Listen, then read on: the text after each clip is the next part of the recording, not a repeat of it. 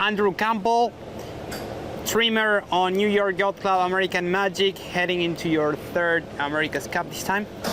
Andrew, can you please tell us which were the objectives for today and which kind of indications you got today, this morning, in the sheet of paper that everyone gets before going on the water? Yeah. Well, we had sailed a very light air day a couple days ago. We sailed a pretty breezy day yesterday, and we were kind of hoping to get the middle today. We were looking to get some of those kind of 10 to 15 or 16 knot conditions, and it didn't quite give us all we wanted there. I think it was maybe a little bit too sheery, and that easterly is funky here. We've been spoiled by how nice the southwest sea breeze was the last few days, and today we expected it again. Maybe it comes in later, but we tried to make the most of a dying easterly today, and I think we did, but didn't quite get all the conditions we wanted.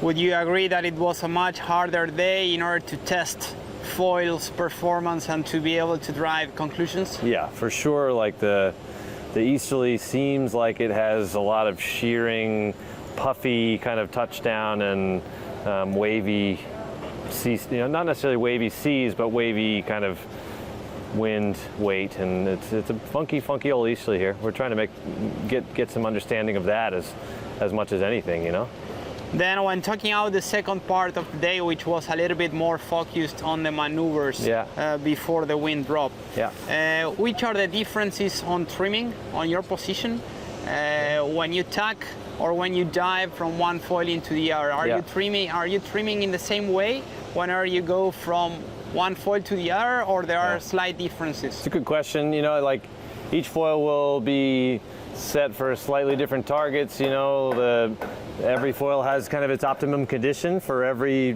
band of the wind range. So, if you just trim the sails the same for all four foils, then you're not getting the most out of each foil. So, we're going through that process. The reality is that every time we tacked today, we were in a different breeze condition, and so you're trying to make the most out of what you have for every time you get out of a new tack and into a new puff and into a new lull. And it's a super dynamic day for all the trimmers. So, which are the slight differences in sails trimming from one foil to another that you adjust? Well, you're trying to understand how quickly the acceleration rate happens, right? So certain foils will accelerate differently than others, and you need to go through the range of trim to make things from the fullest, trim out of the exit of the maneuver to the flattest that you're going to get for that foil.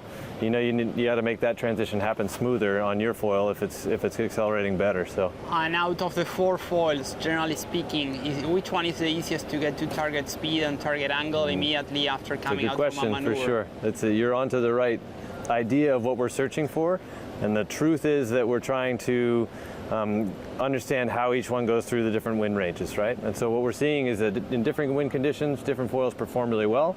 In different sea state conditions, different foils perform better. And maybe there are some that are more consistent.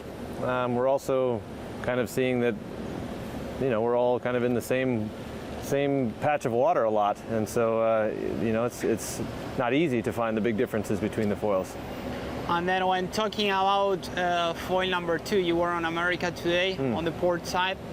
That is your foil with the smallest volume. Yeah. Would you say that that's the foil that has the less margin for mistakes? Yeah, for sure. When you have smaller area and you're going slower, it's more sensitive all around, right? You're trying to find ways to make sure that you can get the most out of the foil, which means keeping it, going. In order to generate the same lift for a given area, you have to generate the speed somewhere, or you have to generate the lift from something else sometimes. So sometimes it means going a little faster, sometimes it means going,